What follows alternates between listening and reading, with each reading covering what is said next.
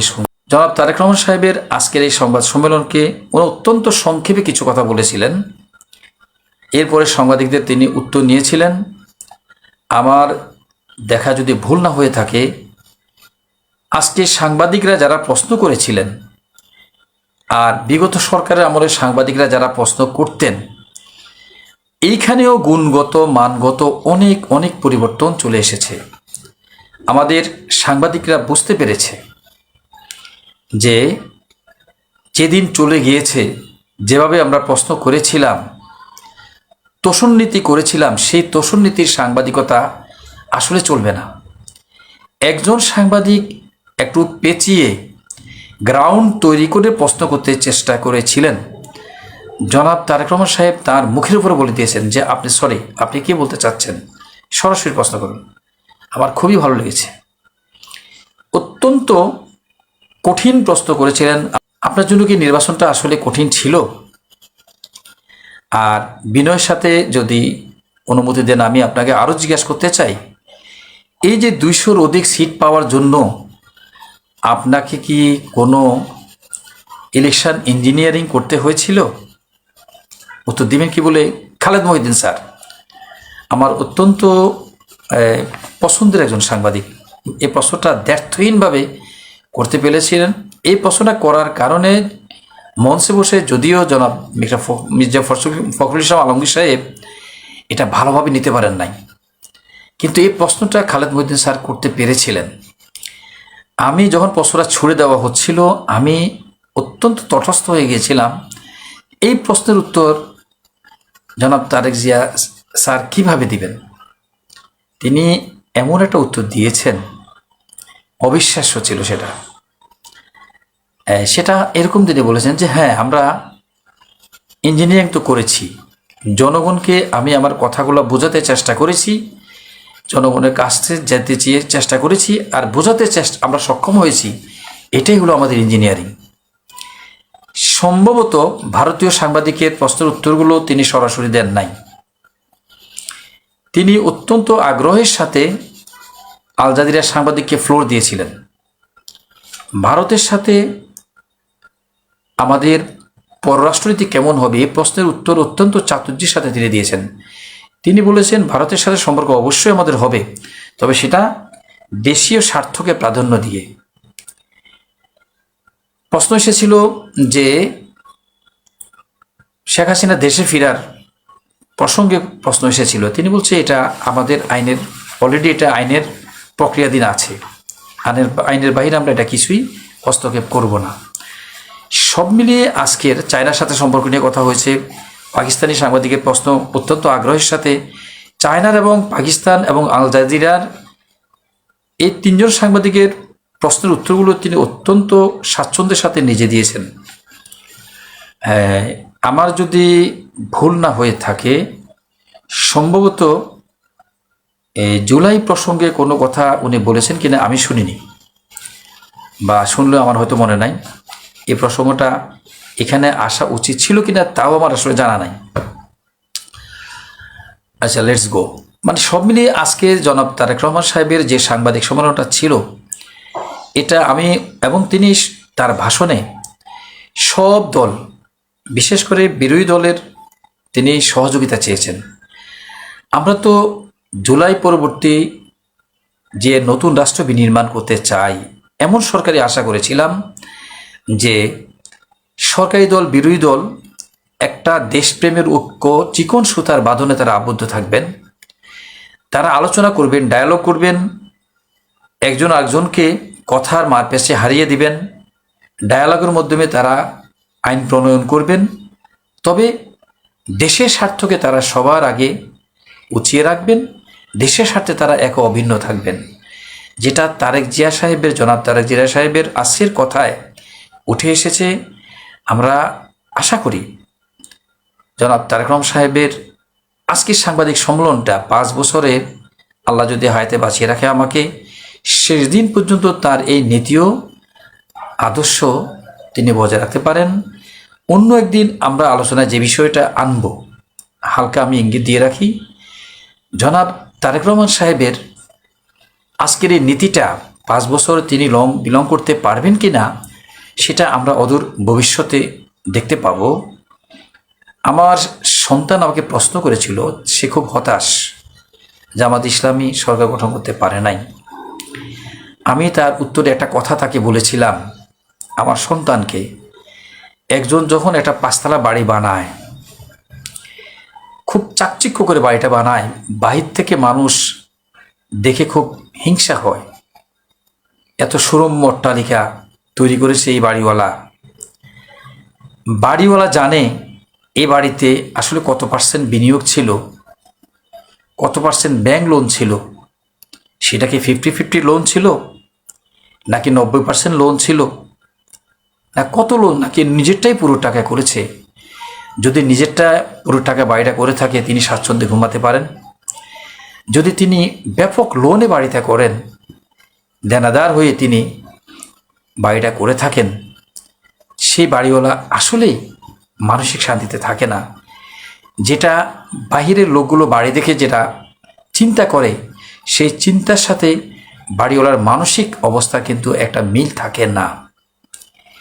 আমরা দেখতে থাকি আগামী সুন্দর বাংলাদেশ এগিয়ে যাবে সরকারি দল বিরোধী দলের সমঝোতার ভিত্তিতে, এটাই আমরা আশা করি। এখন আমি আমার আজকের আলোচনার মূল বিষয়ে, যেটা আজকে আমি শিরোনাম নির্ধারণ করেছিলাম, জামাত কেন সিট কম পেল, এখন জামাতের করণীয় বা কি। দেখেন, রাজনীতিতে আমি আমার ইতিপূর্বে আলোচনাগুলোতে বারবার বলেছিলাম যে শুধু জনসমর্থন দিয়ে একটা রেজিম চেঞ্জ করে আপনি ক্ষমতায় চলে আসবেন, এটা কল্পনাতীত। যখন সবাই বাহবা দিচ্ছিলেন জামাত ইসলাম সম্পর্কে, জামাত ইসলামের সমর্থকদের পোস্টগুলো আমি দেখছিলাম, আলোচনাগুলো শুনছিলাম। আমি নির্বাচনের 12 তারিখে নির্বাচন হলো, সম্ভবত 10 তারিখে আমি এই পোস্টটা করেছিলাম, যদি কখনো দুঃখের কালো রাত আসে, আজকের এই ভিডিওগুলো তখন সাহস, শান্তি এবং এই প্রশান্তি যোগাবে, এরকম একটা পোস্ট আমি কিন্তু দিয়েছিলাম। কারণ অনেক ভোট আপনার থাকা আর ক্ষমতায় যাওয়া দুটো জিনিস কখনো এক না। 54 বছরের বাংলাদেশ একটা রেজিমে চলছে, যদিও রেজিম শব্দটার ব্যবহার আমরা গত 14-15 বছরের শেখ হাসিনার ফ্যাসিবাদ আমলের ক্ষেত্রে রেজিম শব্দটার প্রয়োগ হয়েছে। এই যে 54 বছরের যে রেজিমটা একটা চালু এদেশের, এই ধারাটাকে ভেঙে জামাত ইসলামের মতো একটা দল ক্ষমতায় চলে আসবে, এখানে ইনসাইড আউটসাইড অনেক কিছু আছে। ইনসাইড হলো জামাতের দিক থেকে সক্ষমতার বিষয়টা হলো ইনসাইড, আর আউটসাইড আমি এটা বোঝাতে চাচ্ছি সেটা হলো ডিপ স্টেটের কথা আমি বোঝাতে চাচ্ছি। এখন ডিপ স্টেটটা কি, এটা তো আসলে শিক্ষিত লোকেরা বোঝে। আমার যারা ভিডিও দেখে অশিক্ষিত লোকের, আমার যারা শ্রোতা, তাদের জন্য একটু বুঝিয়ে আমাকে বলতে হবে ডিপ স্টেটটা আসলে কি।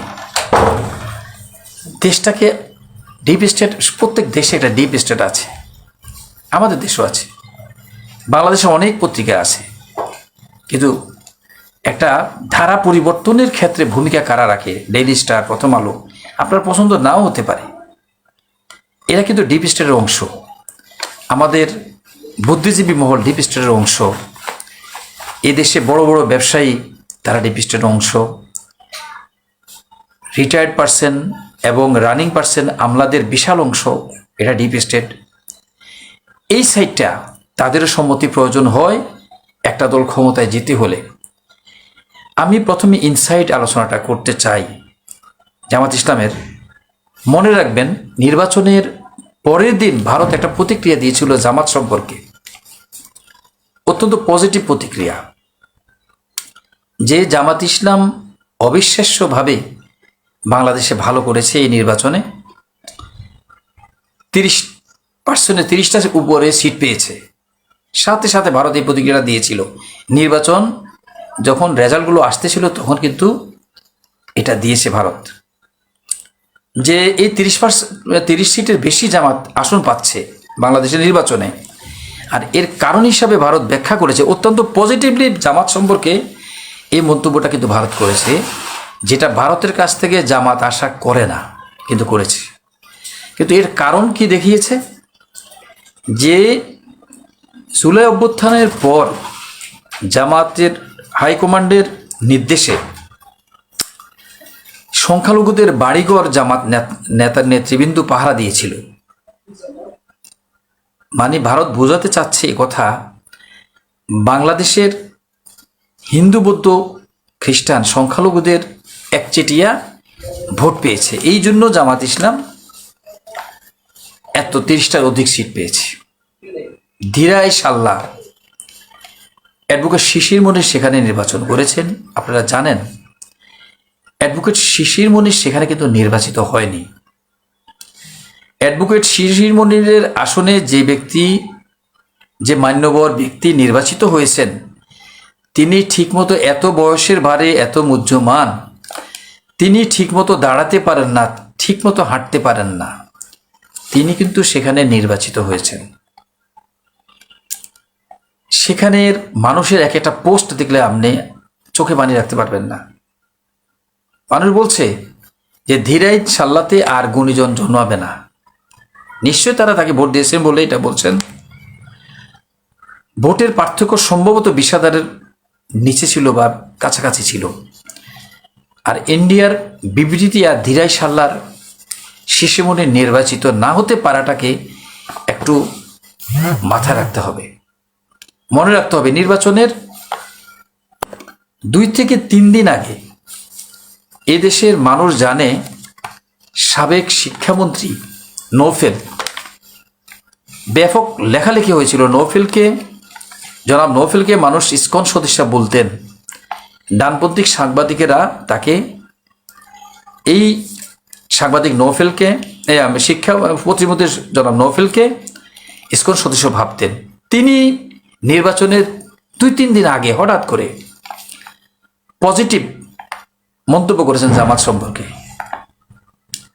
সেটা কি, বিএনপি আমাদের সাথে আমাদের সম্পর্ক ভালো, উপরে উপরে আমাদের সাথে ভালো, ভিতরে তার বিএনপির মন ভালো না, হিংসা।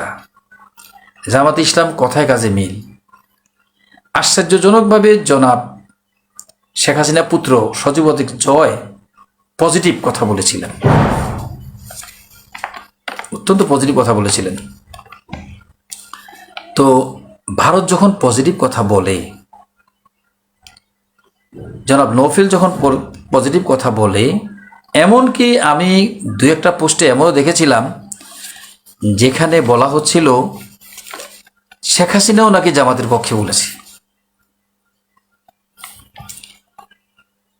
এখন নির্বাচনের এই যে ভারতের প্রতিক্রিয়াটা, এই প্রতিক্রিয়াটা দেশের বাইরে বসে থাকা আওয়ামী সমর্থক নেতৃবৃন্দর এই মন্তব্যগুলোকে জামাত কিভাবে মূল্যায়ন করেছে, এটা একটা আলোচনার বিষয়।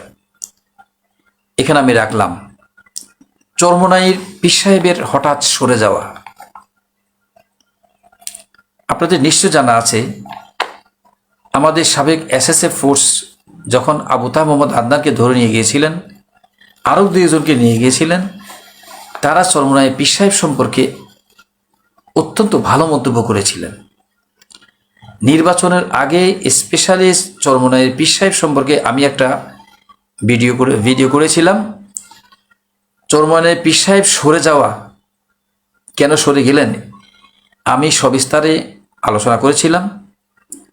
আমি আমার সেই ভিডিওটা আমি লিঙ্কে দিয়ে রাখবো, আপনারা ভিডিওটা দেখে নেবেন।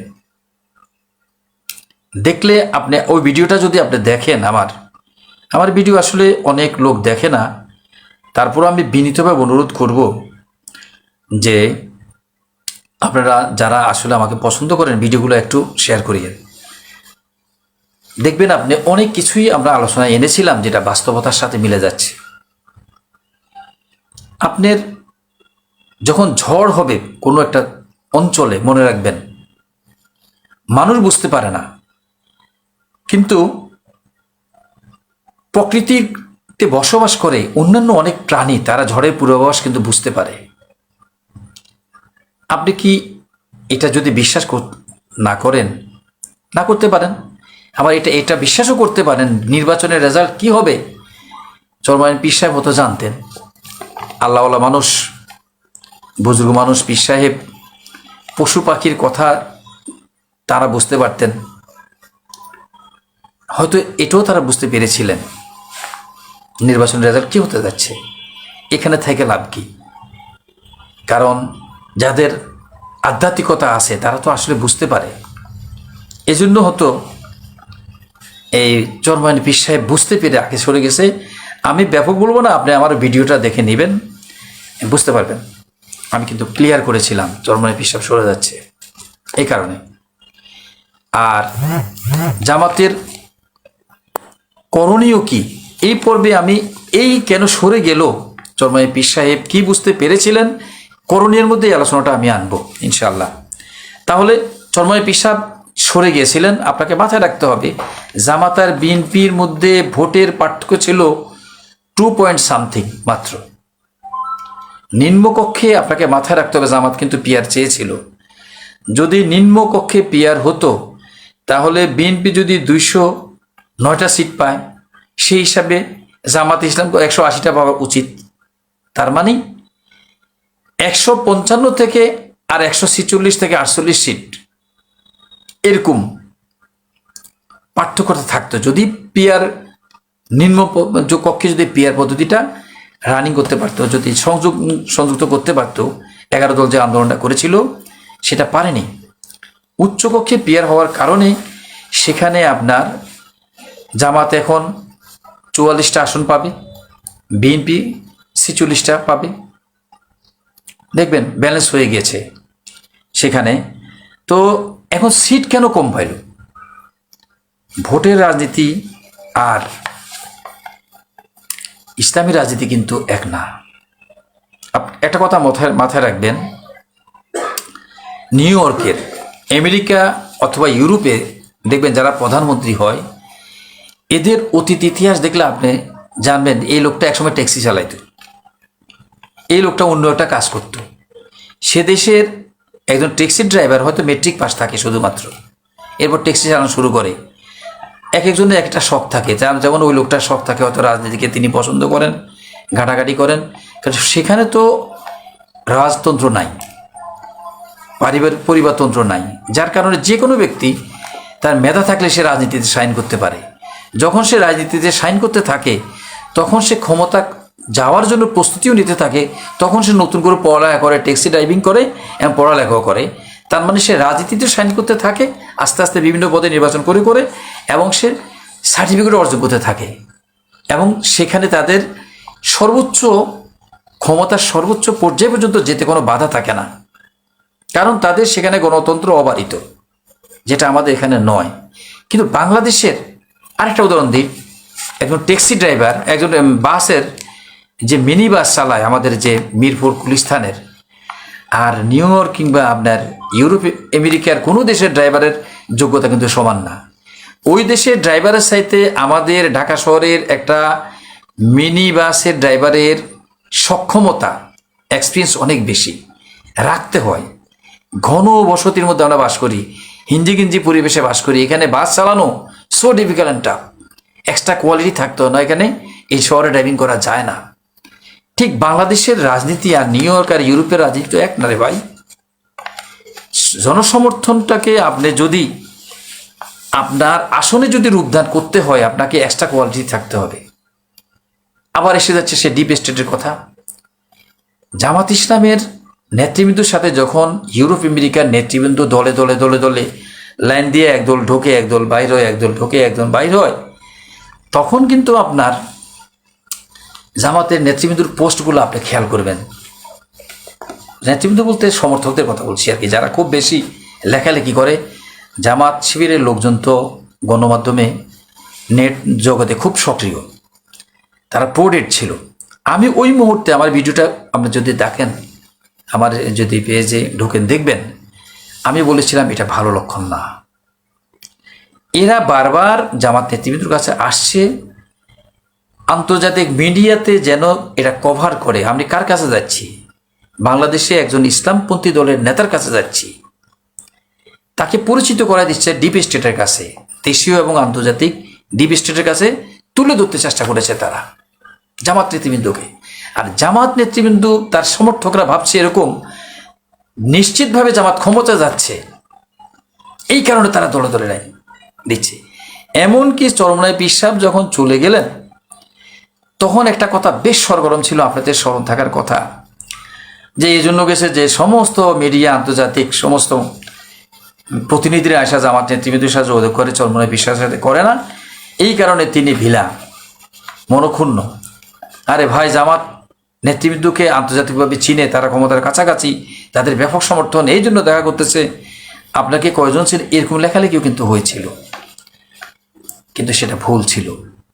আমাদের গণমাধ্যমগুলোর নির্বাচনে পুরো 3 মাস পূর্বের আপনার ভূমিকা জামাতের লেজে লেজে পাম দিতে দিতে দিতে জামাত ইসলামকে এশিয়া মহাদেশে, দক্ষিণ এশিয়াতে একমাত্র বাংলাদেশ যেখানে জামাত ইসলাম ক্ষমতায় যেতে যাচ্ছে, ক্ষমতায় পা দিয়ে ফেলতেছে। এই যে ফুলাইয়া ফাফাইয়া আমাদের মিডিয়াগুলো জামাতকে আন্তর্জাতিক পরিমণ্ডলে কালার করার জন্য, আন্তর্জাতিক দেশীয় ডিপিস্টের কাছে তুলে ধরতে চেষ্টা করা হচ্ছে, জামাত কিন্তু যাচ্ছে, জামাত কিন্তু যাচ্ছে। আপনার করণীয় কি? সব কথা কি তারা বলবে? বলবে না তো। আমাদের মিডিয়া এইভাবে ফুলাইয়া ফাফাইয়া মনে হয় নিশ্চিতভাবে চলে গেছে, কিন্তু ওই মুহূর্তে আপনি খেয়াল করবেন বিএনপির নেতৃবৃন্দ চুপচাপ ছিলেন। কেন ছিলেন আমি আলোচনা একটু করে আসতেছি। আমি আগে বলেছি আমার এই কথাগুলোতে বিএনপি কিংবা জামাতের নেতৃবৃন্দ কেউ সমর্থক মনে কষ্ট নিয়েন না, আমি নির্মোহ আলোচনা করতে চেষ্টা করি। আমার আলোচনা থেকে এতটুকু যদি আপনার উপকারে আসে আমি নিজেকে ধন্য মনে করব। জামাত নেতৃবৃন্দর এই যে অবস্থান, যখন আমাদের মিডিয়া দেখেন এমনভাবে তুলে তুললো জামাতকে, কিন্তু নির্বাচনের 24 ঘন্টা আগের রাতের সে রাতের ভূমিকাটা আপনি দেখেন, ধাপ করে জামাতের বিরুদ্ধে ওই রাতে এমন একটা পরিস্থিতি সৃষ্টি হয়েছে, পরের দিন মানুষ নির্বাচনে যাবে কিনা সারা রাত অনেকে কিন্তু ঘুমানে, আমিও সেদিন রাতে 2:30টায় ঘুমাই, 3টা, যে হচ্ছেটা কি। পরিস্থিতি এমন জটিল যে জামাত নেতৃবৃন্দ মোদী শহীদুদ্দিন চৌধুরী এনি মানি টাকা চুরি হইতেছে, কোটি কোটি টাকা জনগণকে বিলাইতেছে, এটা সেটা। আপনি কি খেয়াল করেছেন একটা ব্যাপার? জামাত ইসলামের লোক জামাত করেন বা না করেন, রাতের অন্ধকারে ভোট কিনতে গেছে, এটা বিশ্বাসযোগ্য না। কিন্তু জামাত নেতৃবৃন্দ মোটামা বুদ্ধির কিছু কাজ করেছে। নির্বাচনে আপনার চ্যালেঞ্জ ভোটের জন্য 100 টাকা নোট 500 টাকা দিবেন এক একজনকে, এটা আপনি নির্বাচনের রাতের 12টার পরে 11:30টার দিকে নির্বাচনী বুথের কাছে কেন বসে দিচ্ছেন? আপনি বারবার বলতে চেষ্টা করছেন যে আমি চ্যালেঞ্জিং ভোটের জন্য 300 টাকা 500 টাকা করে দিচ্ছি, আর সেটা আমাদের মেন স্ট্রিম মিডিয়া মুহূর্তের মধ্যে ছড়াই দিছে কি, যে জামাত টাকা বিলি করতেছে। জামাত নেতৃবৃন্দকে ব্যাংক অনুমোদন দিয়েছে 70 লক্ষ টাকা তার বাসা নেওয়ার জন্য, মিডিয়া সে খবর প্রচার করেনি। 70 লক্ষ টাকা সহ জামাত নেতৃবৃন্দ ধরা পড়েছে। তারা কি জানতো না সেটা? এইখানে হলো ডিপ স্টেটের কাজ। আমি গতকাল আলোচনার কথা ছিল, করলাম না এই কারণে, আমি আমার দেখবেন পেজে টাইমলাইনে দিয়েছিলাম যে আসলে এরকম যে যা করেছে আল্লাহ ভালোর জন্য করেছে। এই আলোচনা আজকে জনাব ইলিয়াস সাহেব কিন্তু করেছে, অভিজ্ঞ সাংবাদিক। যা করেছে আল্লাহ ভালোর জন্য করেছে, আসলে যা করেছে আল্লাহ ভালোর জন্য করেছে, আমি এটা বিশ্বাস করি। তো তাহলে এই যে জামাতের নেতৃবৃন্দ রাতের অন্ধকারে 2-4 জন লোক যারা শারীরিকভাবে লাঞ্ছিত হয়েছেন, তাদেরকে দরকার ছিল বুথে যাওয়ার, কাজটা কি ছিল? জামাত নেতৃবৃন্দ ভূতের মধ্যে বিএনপির লোকজন হাতে ধরা খাইছে, কি জন্য গেছে সেটা তাকে বলতে দেওয়া হয়নি। কিন্তু আমরা যাবেন কেন? এত এই হালকামি, সেখানে রাত্রিবেলা জামাত নেতৃবৃন্দের কাজটা কি, কেন গেছে? এই জন্য বাংলাদেশের ওই যে বললাম না, গুলিস্তানের ড্রাইভার হওয়া আর নিউ ইয়র্কের সিটির ড্রাইভার হওয়া তো এক না। এই সক্ষমতাগুলো জামাত অর্জন করতে সময় লাগবে। জামাত যদি মনে করেন বিএনপির মতো এই আসনটুকু আছে জামাত পেত, তাহলে আজকের এই 2 দিনে বাংলাদেশের অবস্থা কি হতো, পার্লামেন্টে বসার পরে সেই পার্লামেন্টের দৃশ্য কি হতো, এই বিষয়ে বাংলাদেশে বসে আমি তো আলোচনা করতে পারবো না ভাই। সাংবাদিক ইলিয়াস হোসেন একটা ধারণামূলক আলোচনা কিন্তু করেছে, সেই ভিডিও তো আপনি দেখে নেবেন। আমাদের দেশের বিভিন্ন জায়গায় জায়গায় চাঁদাবাজি হয়েছে বিগত 18 মাসে। আমাদের পুলিশ কি কোনো ভূমিকা নিতে পেরেছিল? পারে নাই তো। জামাত ক্ষমতায় যাওয়ার পরে যদি সে পরিস্থিতি সৃষ্টি হয়, এই দুর্বল মেরুদণ্ডের পুলিশ কি সে ব্যবস্থা নিত? পুলিশে কি ঠেকা আছে জামাতের সাথে? যখন যদি বিরুদ্ধে জড়ায় যেত, যদি বিএনপি আওয়ামী লীগ যদি জড়িয়ে যেত, পুলিশে কি ঠেকা আছে থামানোর? সেনাবাহিনী কি ঠেকা আছে? এই ডিবি স্টেটের মধ্যে জামাতের কাজ কতটুকু আছে? পুলিশের মধ্যে কাজ এখনো কতটুকু আছে? জনসমর্থক ব্যাপকভাবে বেড়েছে। বাট আমাদের মতো এই রকমের যে দেশগুলো, শ্রীলঙ্কা, বাংলাদেশ, পাকিস্তান, মালদ্বীপ, এরকম দেশগুলোতে ক্ষমতার ছোট ছোট তাঁবু করে রাখে, একাধিক তাঁবু তৈরি করে রাখে যারা ওয়ার্ল্ড যারা পরিচালনা করে, তারা বিকল্প রেডি রাখে। কাকে রাখলো? আওয়ামী লীগ ক্ষমতা যাবে। মানুষ বিরক্ত হয়ে যাচ্ছে, কারণ অভাব যেখানে থাকে যে সংসারে, সেখানে যারা ক্ষমতায় থাকে তাদের প্রতি জনগণ সন্তুষ্ট হয়ে দ্বিতীয়বার ক্ষমতায় পাঠায় না। দ্বিতীয়বার কাকে পাঠাবে ডিবি স্টেটরা ঠিক করে রাখে, দ্বিতীয়বার আরেকজনকে পাঠায়। বাংলাদেশে ব্যতিক্রম যেটা হয়েছে সেটা হলো কট্টরপন্থী মোদি ক্ষমতায় আসার কারণে, ব্যতিক্রম হয়ে যাওয়ার কারণে সেই ক্ষমতায় কাকে পাঠাবে যে তাবু রেডি করা ছিল, সেখানে আপনার ব্যতিক্রম ঘটার কারণে জামাতের জনপ্রিয়তা হঠাৎ বেড়ে গিয়েছে জ্যামিতিক হারে। জ্যামিতিক হারে জামাতের সাপোর্ট বেড়েছে। জামাতের কি কর্মী বেড়েছে? না, কখনো না। এই দেশে জামাতের সাপোর্টার যদি গড় করেন আপনি 9.5 থেকে 10.5%, বাট আমাদের দেশে মানুষ আবেগপ্রবণ। জামাতেরকে মানুষ ভালোবেসে, জামাতের রাজনীতিটাকে মানুষ অ্যানালাইজিং করেছে। মানুষের ভিতরে জামাতের সমর্থন, জামাত জনগণের পাঁচকে বুঝতে পেরেছিল। এই আলোচনা আপনি আসেন। আপনাকে মাথায় রাখতে হবে, প্রথম যে জরিপটা এসেছিল সম্ভবত সেই জরিপটাতে বিএনপির ভোট ছিল 21% সমর্থন, জামাতের সমর্থন ছিল 19%, আওয়ামী লীগের সমর্থন ছিল 10%।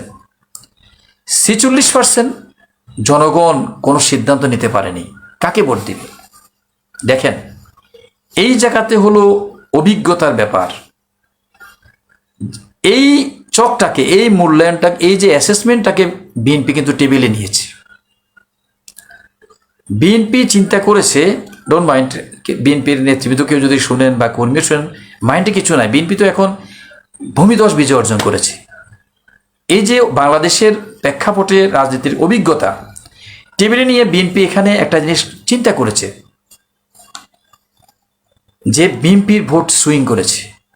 বাংলাদেশের স্বাধীনতার পর একবার ছাড়া আওয়ামী লীগের আমলে, সেটা হলো কৃত্রিমভাবে বিএনপিকে হারিয়ে দেওয়া হয়েছে। আর নয়, সবসময় সব নির্বাচনে বিএনপি আর আওয়ামী লীগের ভোটের পার্থক্য, ক্ষমতা যখন বিএনপি যে দলটা যায় তাদের পার্সেন্ট থাকে কত, 35 থেকে 40%-এর মধ্যে চলে যায়। আর তার থেকে 5% নিচে বিরোধী দল যারা থাকে তাদের ভোট থাকে। এরকম ছিল। সেই জায়গায় বিএনপির ভোট চলে আসছে কোথায়, হঠাৎ করে 21%। এটা কেন হলো? আওয়ামী লীগ দেশ থেকে চলে যাওয়ার পর তো বিএনপির 1 সিটে ভোট বেড়ে যাওয়ার কথা ছিল, কিন্তু বিএনপির ভোট না বেড়ে ব্যাপকভাবে কমে গিয়েছে। আপনি কি খেয়াল করেছেন? সেই কমে যাওয়া ভোট, যেখানে প্রথম জরিপে 21% বিএনপি ছিল, জামাতের কিন্তু তার ঘাড়ে নিঃশ্বাস ফেলতেছিল জামাত। এবং নির্বাচনের শেষেও কিন্তু জামাত এখন বিএনপির ঘাড়ে নিঃশ্বাস ফেলতেছে।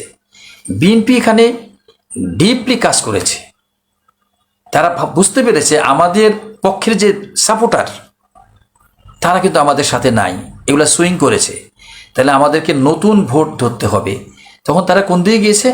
আওয়ামী লীগের ভোটটা টানতে তারা চেষ্টা করেছে প্রকাশ্যই। তারা, এটা তো আর আমার বলা না, প্রকাশ্য বিএনপির নেতৃবৃন্দ আওয়ামী লীগ ভোট টানার জন্য যা করণীয় দরকার সব করেছে, এবং তারা আওয়ামী লীগের ভোট টানতে সক্ষম হয়েছে। জামাতের তাহলে ভোট, কোন ভোটগুলো পাইছে? ওই যে বিএনপির বিশাল যারা স্থায়ীভাবে বিএনপিকে ভোট দিছে ওইখান থেকে ভোটগুলা সুইং করেছে জামাতের দিকে। আর ওই যে গণমাধ্যম তো জামাতের নাই,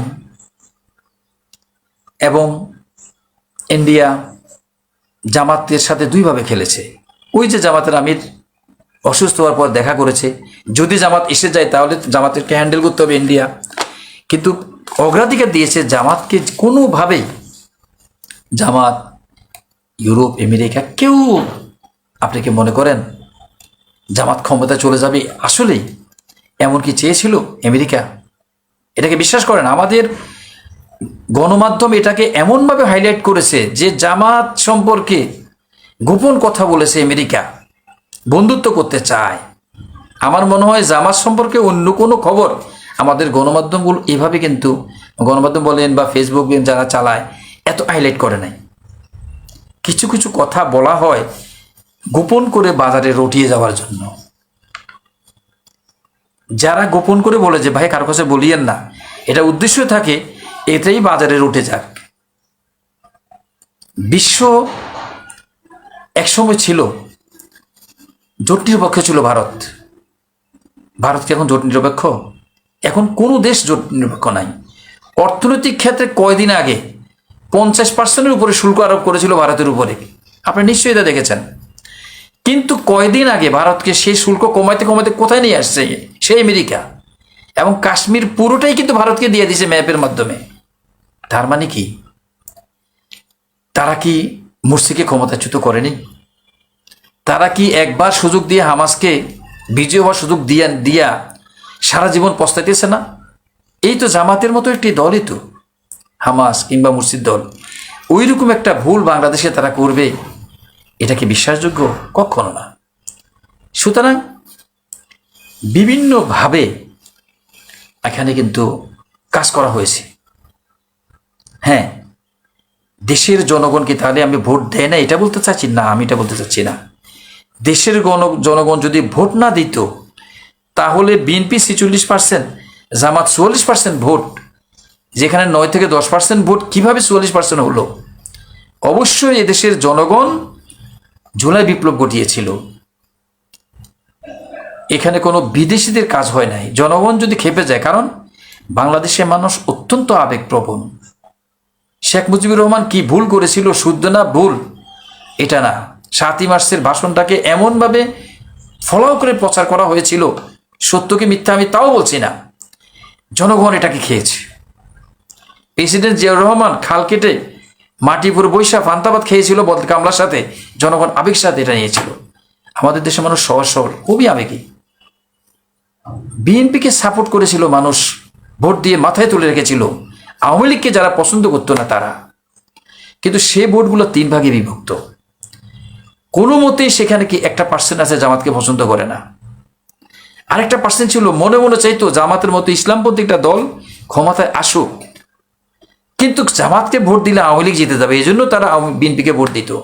কিন্তু একটা বিপ্লব সাধন করছে, জাতির ভিতরে একটা আত্মবিশ্বাস জেগে গেছে, এখন তো আর আওয়ামী লীগ নাই। আমরা মনের মতো করে এখন আমরা আর ব্যবসা করব।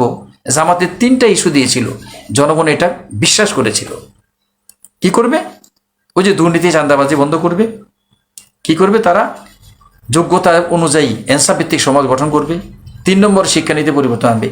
3টা জামাতের এই যে ভীষণ তুলে ধরেছিল জাতির সামনে, এটাকে জাতি খেয়েছে, বিশ্বাস করেছে। আরেকটা পার্সেন্ট যারা অল টাইম সুইং ভোটের মধ্যে থাকে, দেশে 10 থেকে 12% ভোট নির্দিষ্ট কোনো জনগণকে দলকে ভোট দেয় না। এরা রাজনীতি নিয়ে খুব মাথা ঘামায় না। এরা চিন্তা করে আমি কোনো এমন লোকে ভোট দেবো না যে আমার ভোট পৌঁছে যাবে, আমি এমন লোককে ভোট দিব আমার ভোটটা যেন না পৌঁছে, আমি তারা ভোট দেবো। তারা চিন্তা করে কে জিতবে তারা ভোট দিয়ে দেয়।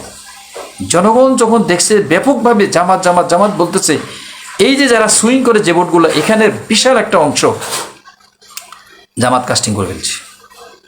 তার মানে বিএনপি করতো জামাতকে ভালোবাসে, আওয়ামী লীগ ঠেকানোর জন্য ভোট দিত, এই ভোটগুলো পাইছে। 2 নম্বর সুইং ভোটগুলা, যারা ভোট পৌঁছাইতে চায় না তারা নিশ্চিত ছিল জামাত জিতবে, এই ভোটগুলো পাইছে। 3 নম্বরে জামাতের নেতৃবৃন্দুর প্রতি যে অন্যায় জুলুম হয়েছিল, সে আদালত সৃষ্টি করে বিশেষ, এটা মানুষ বিশ্বাস করে জামাতের প্রতি জুলুম হয়েছে, সহানুভূতির ভোট পেয়েছিল। আর কি, যে একটা পার্টি ভোট দিয়েছে, বিএনপিকে ভোট দিত, আওয়ামী লীগেরও কিছু ভোট জামাতের কাছে আসছে, যারা বলছে সবাইকে তো দেখছি, জামাতকে একটু দেখি। এরা কি করে, সব মিলিয়ে জামাত ভোট পাইছে। ভোট পাওয়া আর ক্ষমতা যাওয়া দুটো জিনিস এক না। ক্ষমতায় যেতে হলে ডিপ স্টেটের অনুমোদন থাকতে হয়। আল্লাহ যা করে ভালোর জন্য করে। আমি মনে করি জামাত জিতেছে। জামাত হানা ভোট পোস্টারিং করে কিন্তু হানা ভোট করেছিল। এই দেশের জনগণের 4.5 কোটির মতো লোক হানা ভোট দিয়েছে। 2 কোটির উপরে লোক মানুষ না ভোট দিয়েছে। জামাত বিজয়ী হয়েছে।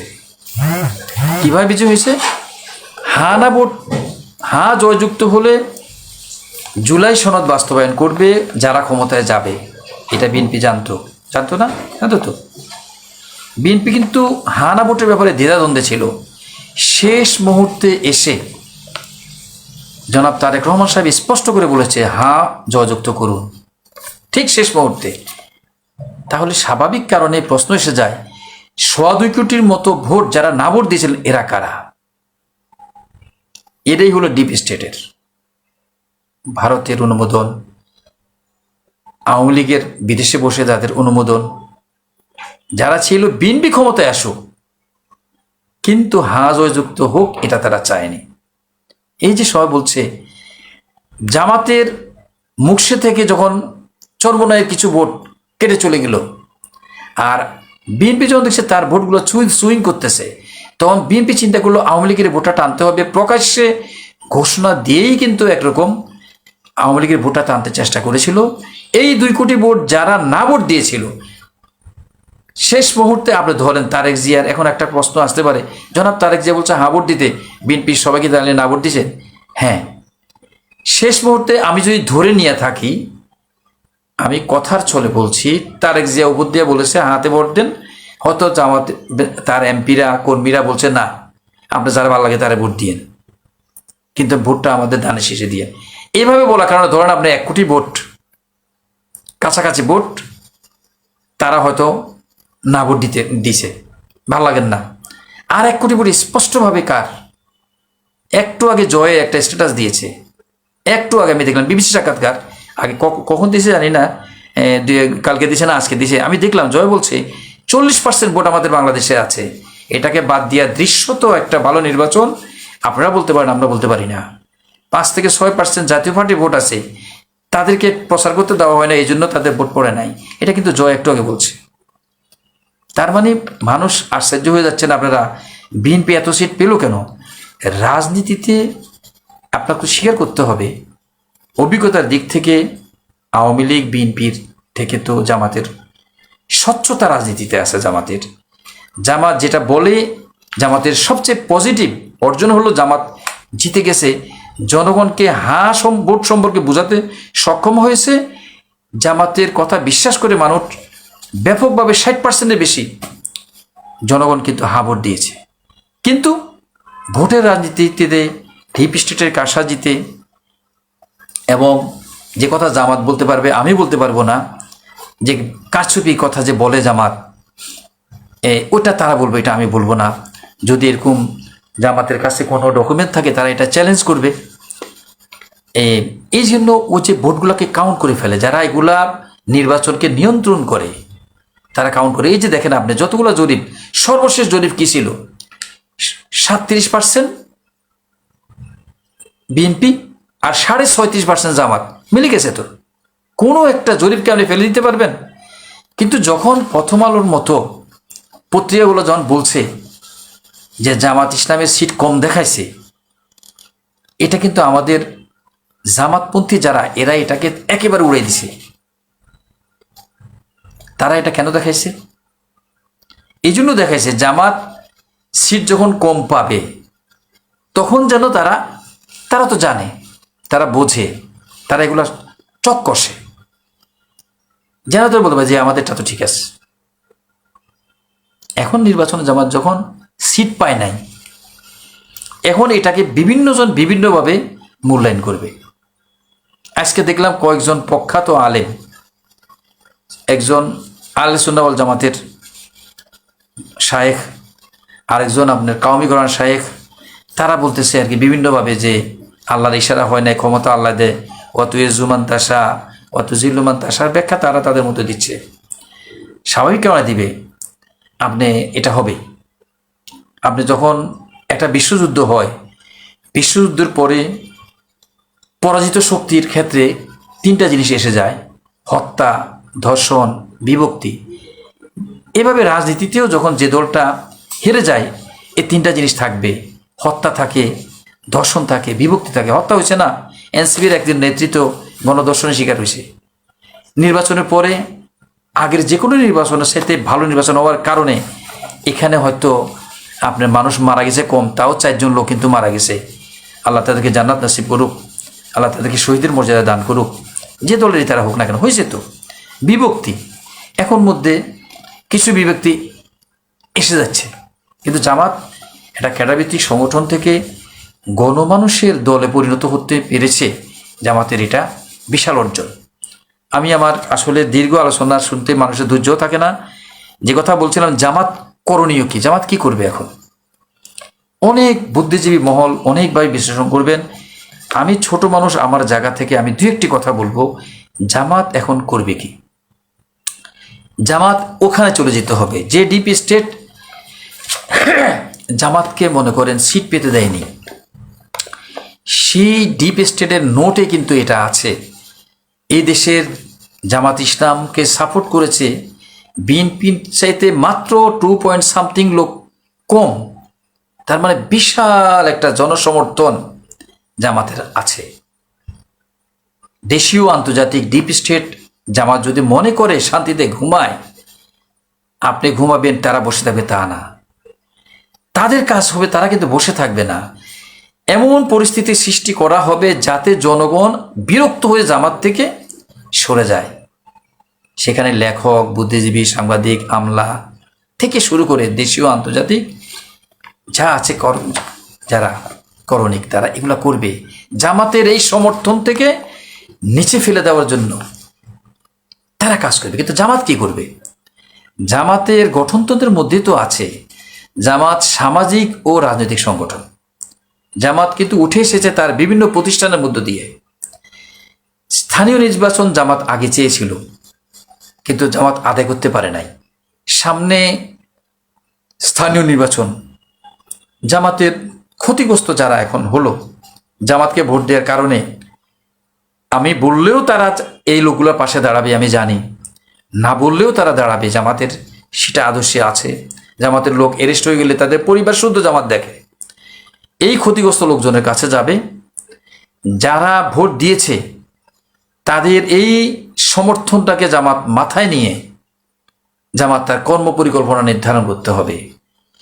যারা বলছে আজকে যে আলেমরা শরিয়া আপনি বাস্তবায়ন করবে না, আল্লাহ আপনার বিজয় দিবে কেমনে, এক একজন একভাবে বলবেই, কিন্তু জামাতকে নির্ধারণ করতে হবে, বুঝতে হবে জামাতের গঠনতন্ত্র এ দেশে মানুষ পড়ে কিন্তু জামাতকে ভোট দেয় নাই। জামাতের আদর্শ উদ্দেশ্য কি, লক্ষ্য উদ্দেশ্য কি, এই সংজ্ঞাটা এ দেশের সাধারণ মানুষ জানে না। জামাতের এই 3টা কথা মানুষ বিশ্বাস করেছে: ইনসাফ ভিত্তিক সমাজ গঠন করবে, দুর্নীতি বন্ধ করবে এবং শিক্ষায় আমূল পরিবর্তন আনবে। মানুষ এটা কিন্তু বিশ্বাস করেছে, জামাত এটাকে প্রাধান্য দিতে হবে। আর যেহেতু এদেশের মানুষ বিএনপিকে ভূমিধস বিজয় দিয়েছে, জনাব তারেক রহমান দেশ পরিচালনা করবেন। জামাত বিএনপি বিরোধী দলে গেলে কি করতো এই চিন্তা করে জামাত কাজগুলো হবে না।